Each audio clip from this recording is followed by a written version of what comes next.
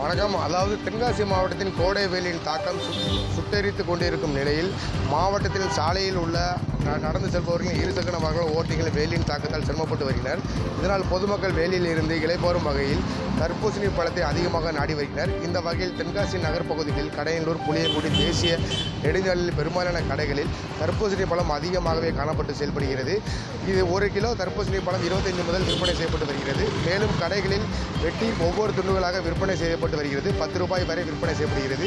இதனை குழந்தைகள் முதல் பெரியவர்கள் வரை வெயிலின் தாக்கத்தால் இந்த தர்பூசணி பழத்தை விரும்பி சாப்பிட்டு வருகின்றனர்.